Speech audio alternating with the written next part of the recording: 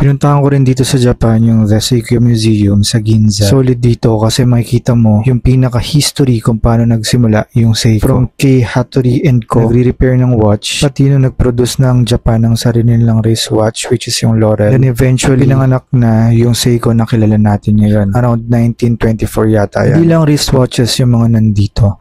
As in lahat ng mga relo. Simulan natin dito sa third floor. Kasi from second, third floor ako agad. Andito yung mga railway watch noong 1927. May sample pa ng mechanical movement. Ito pinaka-amaze na amaze which is yung Wadoke. Yung traditional Japanese watch. First time ko makakita ng sundial. Napakaangas lang. And then sa fourth floor naman, basically ito na yung pinaka-start ng Seiko siya. Yung Seiko na kilala natin ngayon. Kung paano sila nag-start sa mga simpleng clocks. Nag-release sila ng digital watch. Then yung mga early release nila ng wristwatch. Ito, sobrang gustong-gusto ko. And then meron din silang Actos, nakakatuwa lang kasi meron ako niyan. Sa mga nakaka-miss dito kasi parang nag-time machine tayo. Kita natin kung paano nag-evolve yung Seiko mismo na alam natin ngayon. God King Seiko, gusto ko yan. Then next is sa Grand Seiko Museum naman. Dito makikita natin yung modern at saka yung traditional na Grand Seiko. Sa palagay nyo, anong mas maganda? Classic o yung modern?